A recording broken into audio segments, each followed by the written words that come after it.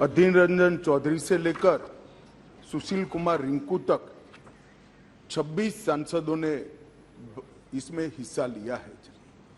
किसने पक्ष में बात करी, किसी ने विपक्ष में बात करी, किसी ने पार्टी लाइन पर बात करी, किसी ने अपने मन की बात करी, परंतु आज चर्चा हुई, इसका मुझे आनंद है। मेरा एक छोटा सा सवाल है ये विपक्ष के सारे मित्रों को कि संसद ने अब तक इस बैठक के अंदर ये सत्र जब से शुरू हुआ तब तक 9 बिल पास कर लिए। सारे बिल अपनी अपनी जगह बहुत महत्वपूर्ण थे। माननीय अध्यक्ष,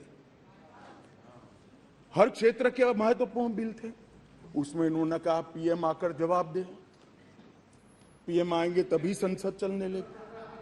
आज क्या हो गया है? आज इस बिल में मैं तो स्वागत करता हूं आपने चर्चा की, मुझे कोई आपत्ति नहीं है। मैं तो चाहता हूं हर रोज ही आ जाइए, परंतु आज क्या हुआ है? क्या डेमोक्रेसी की चिंता है? तो डेमोक्रेसी की चिंता है तो हर एक बिल महत्वपूर्ण है, हर एक बिल महत्वपूर्ण है। क्या देश की चिंता है तो किसानों के लिए भी बिल आया, बाकी सारे विषय के लिए भी बिल आए, मगर कोई नहीं आया। साहब, ना डेमोक्रेसी की चिंता है, ना देश की चिंता है, ना जनता की चिंता है। अपने गठबंधन को बचाने के लिए सारे लोग यहां आए। और आज मुझे कह रहे थे कि भारत आपको देख रहा है।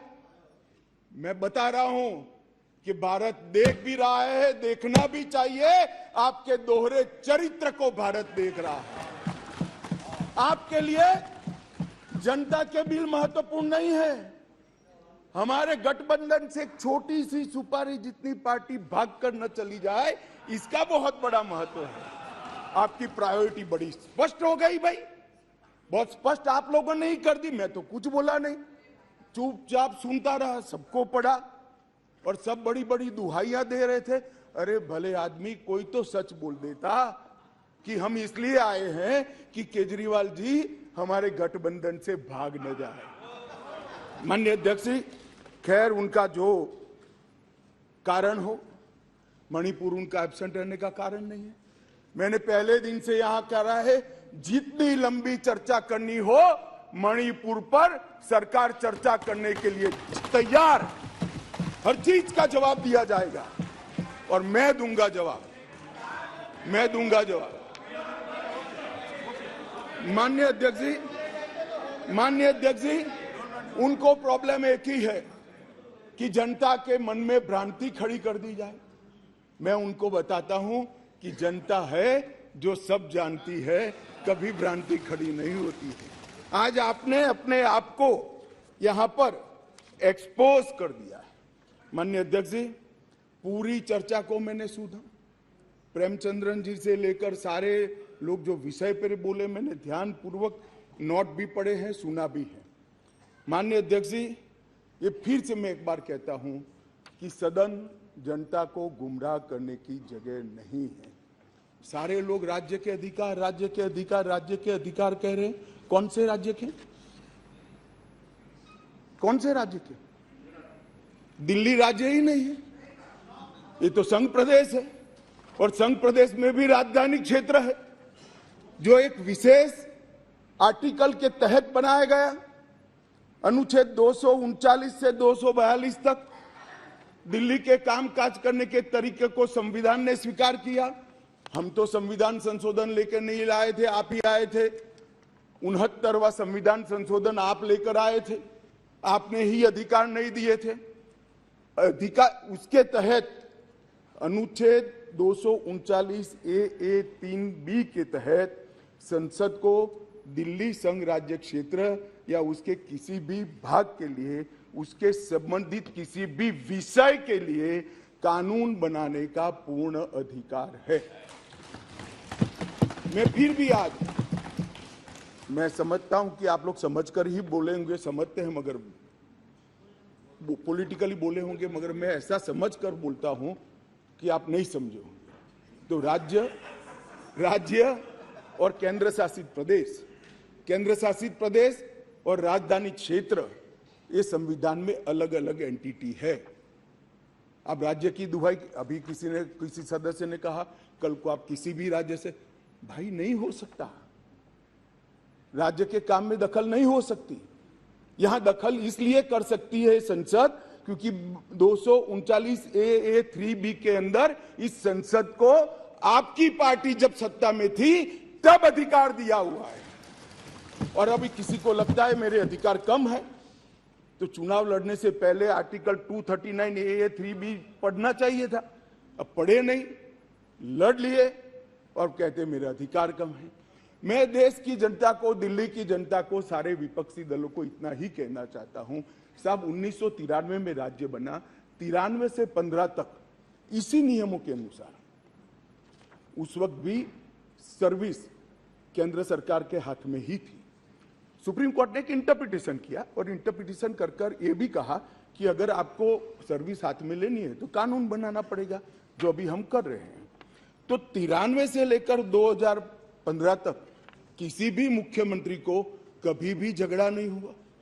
आप भी आए, हम भी आए, ऊपर हम भी थे, आप भी थे, क्योंकि झगड़ा इसलिए नहीं हुआ कि जो भी आए, मैं तो आपके वखान कर रहा हूं अधीर रंजन जी, समझिए, चाहे कांग्रेस हो या बीजेपी, जो भी आए उनका मकसद दिल्ली की जनता की सेवा करना था। अगर सेवा करनी है तो झगड़ा करने की जरूरत नहीं, मगर अधिकार चाहिए तो झगड़ा करने, और झगड़ा करने का स्वभाव ही हो तो क्या कर सकते हैं। हम तो रिसीविंग एंड पर है, भाई झगड़ लो, अब क्या कर सकते हो। आप दिल्ली की जनता ने आपको चुना है, आप झगड़ा करना चाहते हो। और रूल्स बनाने के पावर के बारे में किसी सदस्य ने कहा, मैं इतना ही कहना चाहता हूं कि रूल्स बनाने के अधिकार, जो एक्ट बनाने का जिसके पास अधिकार है उसी के पास रूल्स बनाने के अधिकार रहते हैं। एक्ट बनाने का अधिकार भारत सरकार को है तो एक्ट के रूल बनाने का अधिकार, ये बेसिक समझ का विषय है। कैबिनेट नोट का सवाल किया, इसमें भी आप इसको गलत भ्रांति खड़ी कर रहे हो। आप ध्यान से पढ़ लीजिएगा, कैबिनेट नोट आज भी कोई भी राज्य हो, आप लोग की कई राज्य में सरकार है, वहां कैबिनेट नोट कैबिनेट सचिव की साइन से ही कैबिनेट में जाती है। फाइल पर मंत्री की अप्रूवल होती है। यहां पर क्या होता था, जब घपले घोटाले वाली कैबिनेट नोट हो, सचिव के पास जाती ही नहीं थी, मुख्य सचिव के पास जाती ही नहीं थी। मंत्री के सिग्नेचर से पहली बार मैंने इतने लंबे सार्वजनिक जीवन में, माननीय अध्यक्ष जी, कोई कैबिनेट नोट गई है ऐसा सुना है। मंत्री के सिग्नेचर से कभी नहीं जाती, इसलिए रूल्स बनाने पड़े हैं भाई। रूल्स इसलिए बनाने पड़े हैं कि रूल्स के हिसाब से नहीं चलता था, रूल्स के हिसाब से चले, उसके लिए ये रूल्स बनाने पड़े हैं। माननीय अध्यक्ष जी, मैं फिर से एक बार दिल्ली का इतिहास जरूर बताना चाहूंगा। माननीय अध्यक्ष जी, 1953 में फजल अली कमीशन का गठन हुआ। उसने अपना प्रतिवेदन 1955 में दिया। उसके पहले पट्टाभी सीतारामैया की कमेटी बनी। उसके बाद 56 में संविधान संशोधन कर यूनियन टेरिटरी की अवधारणा आई। इसके साथ साथ दिल्ली म्युनिसिपल कॉरपोरेशन एक्ट 57 नगर नियम अधिनियम लागू कर दिया गया और 87 में जब सरकार या कमेटी बनी, उसके बाद दिल्ली को राज्य देने का निर्णय किया गया।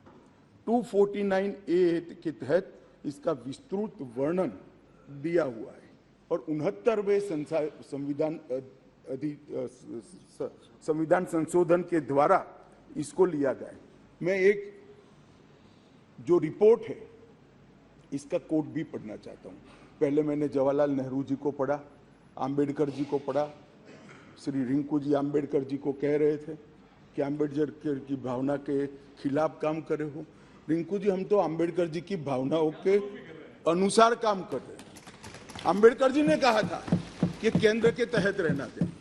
और माननीय अध्यक्ष जी, बालकृष्ण रिपोर्ट में साफ शब्दों में कहा, मैं कोट अनकोट कहता हूं, दिल्ली की कार्यप्रणाली और सेवा प्रणाली, कार्यप्रणाली और सेवा प्रणाली केंद्र सरकार के अधीन होनी चाहिए। संविधान में संशोधन के दौरान तत्कालीन गृह मंत्री ने भी अपने वक्तव्य में ये बात को, रिपोर्ट को कोट किया और उन्होंने कहा कि बालकृष्ण समिति ने पूरे विश्व की राजधानियों की कार्यप्रणाली और सेवा प्रणालियों का अध्ययन करके ये प्रस्तुत किया है, जिसका हम पालन कर रहे हैं।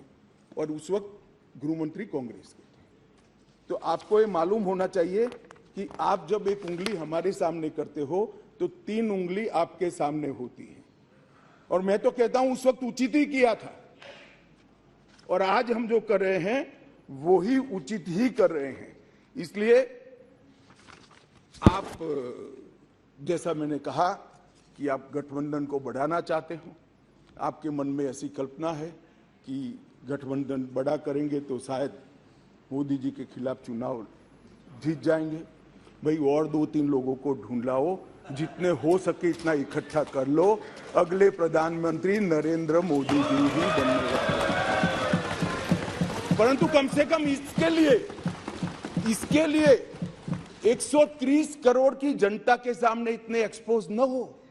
हर बिल आता है, नहीं मणिपुर पर चर्चा, मैं मणिपुर पर चर्चा करने के लिए आता, नहीं मणिपुर पर चर्चा नहीं, हम विरोध करेंगे, यहां आ जाएंगे, मेरे सामने बोर्ड लेकर खड़े हो जाएंगे। ठीक है भाई, करो। मगर जैसे ही गठबंधन टूटने वाला बिल आया, मणिपुर भी याद नहीं आया, डेमोक्रेसी भी याद नहीं आई, दंगे भी याद नहीं आए, सब इकट्ठा होकर देखो सामने बैठे, सारे इकट्ठा। और 130 करोड़ की जनता को बताते हैं हमें मणिपुर की चिंता नहीं है, हमें चुनाव की चिंता है, हमें डेमोक्रेसी की चिंता नहीं है, हमें चुनाव की चिंता है, हमारी पार्टी के कोई सिद्धांत नहीं है, केवल और केवल राजनीति में, चुनाव जीतने के लिए राजनीति में है। और बताइए भैया, आप बाहर जाकर मीडिया को, अगर ये नहीं है तो सारे बिल में क्यों एब्सेंट रहे? सारे बिल महत्वपूर्ण नहीं है क्या? सारे बिल महत्वपूर्ण है, आपको रहना चाहिए था। मगर ये बिल इसलिए महत्वपूर्ण है कि ये बिल आपके गठबंधन को क्षति करता है। और मैं एक बात आगे कह देता हूं कि ये बिल पास होने के बाद वैसे भी आपका गठबंधन टूट जाने वाला है। केजरीवाल जी आपको बाय बाय कर देंगे।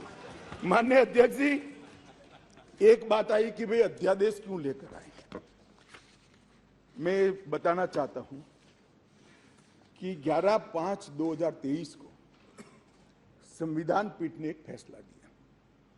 अब संविधान पीठ के फैसले को कोई ध्यान से पढ़ेगा तो वो फैसला कहता है, इन अ वे संविधान पीठ ने 2 जजों की खंडपीठ का, बेंच का गाइडेंस किया है। फाइनल निर्णय 2 जज की बेंच ने करना है। वो अभी डेट लगी भी नहीं है, मैटर लगी भी नहीं है। 11/5/23 को जजमेंट आया और 11/5/23 को ही दिल्ली सरकार के सेवा विभाग ने, मंत्री ने एक परिपत्र घोषित कर दी अपने सिग्नेचर से। फिर से मैं कहता हूं, परिपत्र सचिव करते हैं, यहां मंत्री करते हैं। आज 5:30 बजे तक पात्र अधिकारियों की सूची के साथ जो इस पद तैनात किए जा सके, सचिव सेवाएं की तैनाती, मतलब सर्विस जो देखते हैं वो सचिव की तैनाती के लिए नोट प्रस्तुत किया जाए। अभी तो सुप्रीम कोर्ट ने निर्णय करना बाकी, इन प्रिंसिपल निर्णय किया है। इसके पर 2 जजों की बेंच ने निर्णय करना है, इसको घोषित करना है, आप अमल करने कर दी। सोशल मीडिया में घोषणा कर दी कि सेवा विभाग के सचिव श्री आशीष माधेराव मोरे का ट्रांसफर कर दिया गया है। ध्यान देने की बात है कि जो मैं कह रहा हूं वो फिर से पढ़ रहा हूं, 11/5/23 के निर्णय के पैरा 165 में न्यायालय की नियमित बेंच को इस मामले का निपटारा करने का आदेश दिया गया था, जो अभी बैठी ही नहीं थी। शाम को ही इन्होंने तो इम्प्लीमेंटेशन चालू कर दिया। इसके बाद सतर्कता विभाग, विजिलेंस मंत्री जी ने सभी सहायक निर्देशकों को आदेश दिया कि विशेष सचिव सतर्कता, विजिलेंस कमिश्नर को, के सचिव है विजिलेंस के, उसको रिपोर्ट न कर दिया जाए। रिपोर्ट मत करिए। क्यों? अभी जजमेंट नहीं आया। क्यों? क्योंकि अब कारण कहता हूं, इसलिए न करना का किया जाए। इसके बहुत सारे कारण हैं, मैं बताता हूं। मित्रों, माननीय अध्यक्ष जी, दिल्ली के सतर्कता विभाग को सबसे पहले क्यों निशाना बना गया? अगर सेवा के अधिकार मिल गए, चलो मैं 1 मिनट के लिए मान लेता हूं मिल गए, तो सबसे पहले कोई क्या करेगा? रोड एंड बिल्डिंग की चिंता करेगा, पीने की पानी की चिंता करेगा, साफ सफाई की चिंता करेगा, आरोग्य की चिंता करेगा। इन्होंने विजिलेंस की चिंता करी। बोलो, प्रायोरिटी तो देखिए साहब इनके साथी की, विजिलेंस की चिंता करी। भला विजिलेंस की चिंता क्यों करी? इससे दिल्ली की जनता का क्या भला होने वाले था? मैं बताता हूं।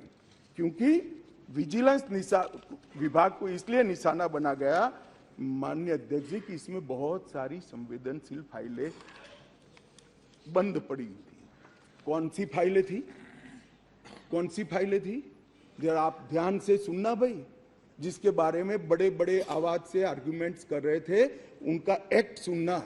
आबकारी घोटाले के संबंधित फाइल, शराब की आबकारी घोटाले की फाइल, न्यायालय द्वारा जो आदेश किया था, इसका ओपिनियन जो देना था, वो फाइल विजिलेंस डिपार्टमेंट में थी, जिसके तहत उनके पूर्व डेप्यूटी चीफ मिनिस्टर जेल में बैठे हैं।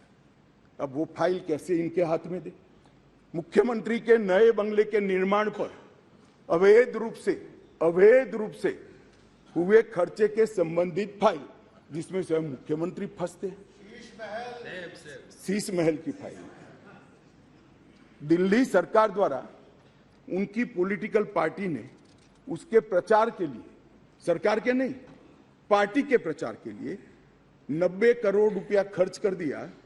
कोर्ट ने ऑर्डर किया कि वो 90 करोड़ रुपया पार्टी के खजाने से दिल्ली सरकार में भरा जाए। इसकी जांच की फाइल भी सतर्कता विभाग में थी। माननीय अध्यक्ष जी, एक फीडबैक यूनिट बना दिया। अब आप संविधान की दुहाई दे रहे हो, ये एक्ट सुधारने के पहले भी लॉ एंड ऑर्डर इनके पास नहीं है, तो उनके पास खुफिया विभाग नहीं हो सकता। उन्होंने फीडबैक यूनिट के नाम से करोड़ों रुपए का खर्च कर एक स्वतंत्र गैर कानूनी खुफिया विभाग खड़ा कर दिया। अब इसकी भी जांच चालू हो गई। वो फाइल भी विजिलेंस में थी। BSES जो बिजली सप्लाई करने वाली कंपनी है और BYPL कंपनियों का 21,000 करोड़ का बकाया था, फिर भी एक इंडस्ट्री को और रुपया दे दिया।